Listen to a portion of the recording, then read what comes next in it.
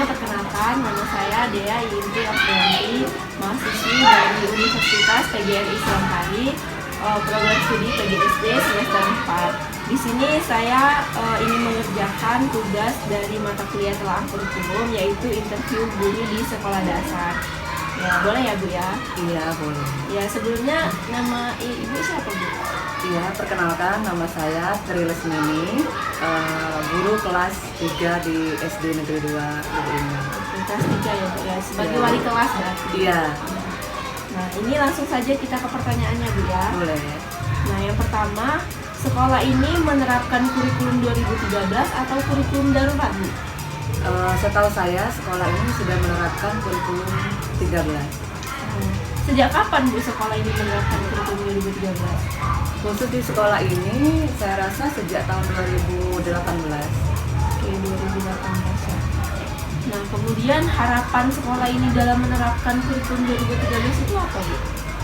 Harapan saya dengan menerapkan kurikulum 13 ini supaya peserta didik itu berakhlak dan berkarakter di kemudian harinya. Ya, sesuai dengan tujuan kurikulumnya Bu. Iya, betul. Nah, kurikulum 2013 sendiri ini apakah sesuai dengan kebutuhan peserta didik Bu?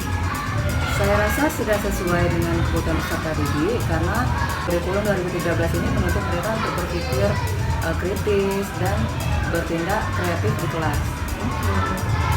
Selanjutnya, bagaimana Bu kesiapan Ibu dalam mengimplementasi kurikulum 2013 ini? Karena sebelumnya kan kita menerapkan KTSP.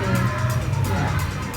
Saya rasa untuk saya pribadi dalam mengimplementasikan kurikulum 13 ini jika ada workshop atau seminar dari Dinas Pendidikan itu bisa kita ikuti. Kemudian kita juga sering-sering nonton YouTube dari Kemendikbud. Selanjutnya, interaksi Ibu dengan siswa selama kegiatan berlangsung itu seperti apa Bu? Khususnya dalam kelas ya. Iya. Saya rasa sudah berjalan dengan baik karena dalam pembelajaran kurikulum 13 ini siswa dituntut aktif. Jadi antara guru dan siswa saya rasa tidak ada kendala karena siswa dituntut aktif untuk dalam proses pembelajaran. Ya, berarti interaksinya baik sekali. Iya. Kemudian, menurut Ibu, apakah kurikulum 2013 ini mampu meningkatkan pelaksanaan kegiatan belajar mengajar Bu? Saya rasa iya karena siswa di sini kan dituntut interaktif dan aktif dalam menanggapi setiap pembelajaran dari guru. Jadi kalau siswanya aktif, artinya peningkatan proses belajar itu meningkat. Insya Allah ya. Kemudian, apakah ada kendala yang Ibu rasakan saat menerapkan kurikulum 2013 Bu? Jika ada, bagaimana? Saya rasa sih untuk sampai saat ini belum ada ya. Artinya lancar-lancar saja Bu. Iya. Lanjut Bu ya, untuk di bagian pengembangan program nih. Nah, apakah sebelum Ibu mengajar mempersiapkan program tahunan, semesteran, mingguan, ataupun harian? Sebelum semua itu terjadi sudah pasti saya sedang mempersiapkan. Itu sudah dipersiapkan. Iya. Selanjutnya, apa yang Ibu ketahui tentang silabus dan RPP Bu? Iya, silabus itu pedoman kita pembelajaran untuk dalam satu kelompok pembelajaran untuk satu semester, sedangkan RPP itu pedoman pelajaran kita dalam satu pertemuan pembelajaran. Nah, apakah manfaat dari silabus dan RPP yang Ibu buat Bu? Itu sebagai pedoman kita mengajar di kelas. Sebagai pedoman. Kemudian, bagaimana kesiapan silabus dan RPP sebelum proses pembelajaran Bu? Sebelum proses pembelajaran sudah pasti setiap guru sudah mempersiapkan hal tersebut.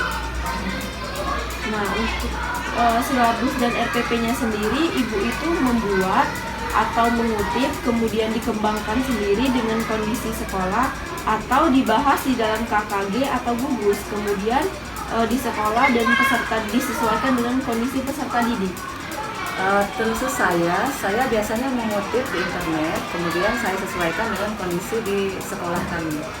Berarti Ibu kembangkan ya Bu? Iya, dikembangkan lagi. Oke, selanjutnya Bu, bagaimanakah Ibu memasukkan unsur dari kurikulum 2013 ini seperti literasi, saintifik, HOTS, PPK, keterampilan abad 21 di dalam silabus dan RPP yang Ibu buat, Bu? Iya, di dalam silabus dan RPP memang sudah tercantum semua unsur tersebut. Jika dalam pembelajaran atau proses pembelajarannya secara tidak sengaja atau secara kita alamiah saja itu sudah terpenuhi semua. Misalnya sebelum kita mengajar, siswa diajarkan bagaimana tertib PPK, kemudian diajarkan budaya membaca dahulu, itu sudah termasuk literasi. Berarti langsung ya. Iya. Yang ketujuh, bagaimana cara Ibu memadukan unsur tersebut tadi ke dalam silabus dan RPP yang Ibu buat, Bu?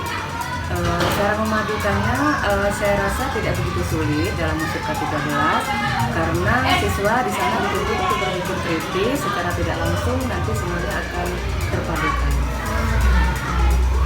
Kemudian, apakah selama pembuatan silabus Ibu menemui hambatan, Bu? Saya rasa tidak ada, jika pun ada kita antar sama guru saling sharing. Kemudian, apakah RPP yang Ibu buat itu sesuai dengan kurikulum 2013? Saya rasa sudah sesuai dengan kurikulum 2013. Kemudian di bagian pelaksanaan dalam pembelajarannya, Ibu ya. Nah, di awal kegiatan itu apa yang Ibu lakukan, Bu?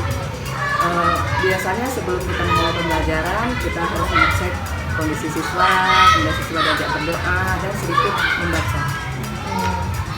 Yang kedua, model atau pendekatan, strategi, metode, teknik atau taktik yang apa yang Ibu gunakan dalam kegiatan pembelajaran?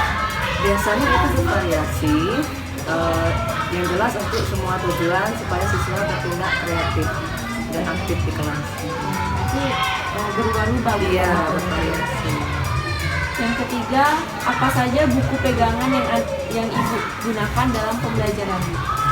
Kami kurikulum 2013 itu ada pegangan buku guru yang revisi 2017. Kemudian, media apa yang Ibu pernah atau sering gunakan dalam kegiatan pembelajaran?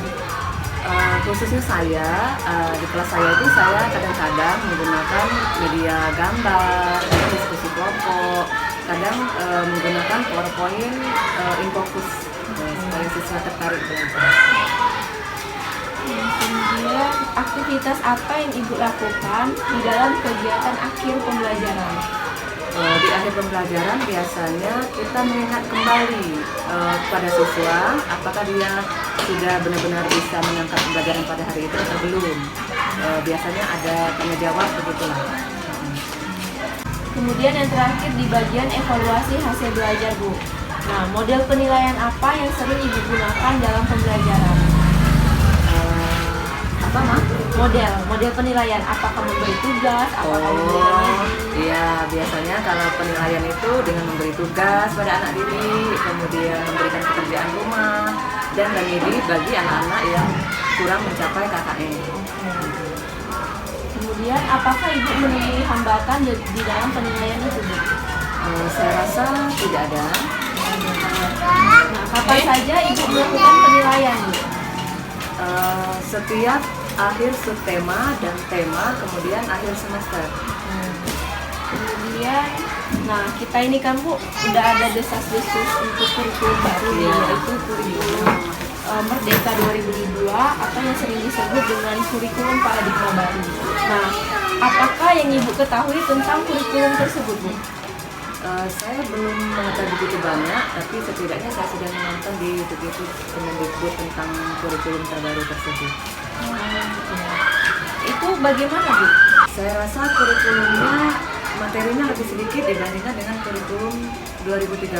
Artinya ada pengurangan dari kurikulum sebelumnya, ya, Bu? Iya. Kemudian, apakah Ibu pernah mengikuti pelatihan ataupun seminar tentang kurikulum ini, Bu? Saya rasa belum kalau pelatihan dan seminar, tetapi YouTube itu sudah ada. Berarti informasinya lebih sering Ibu dapatkan dari YouTube, ya? Iya. Nah, yang terakhir nih, Bu, harapan Ibu terhadap kurikulum baru. Terhadap kurikulum baru, harapan kita guru ini supaya kita guru lebih sejahtera intinya ya. Kemudian perhatian pada anak didik supaya mereka bisa mengenyam pendidikan dengan layak dan baiklah untuk selanjutnya. Semoga ya Bu ya. Ya. Baik Bu, pertanyaannya sudah habis. Terima kasih atas kesediaannya sebagai narasumber pada interview kali ini.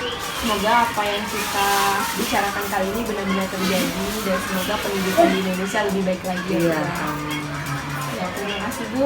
Wassalamualaikum warahmatullahi wabarakatuh. Waalaikumsalam warahmatullahi wabarakatuh.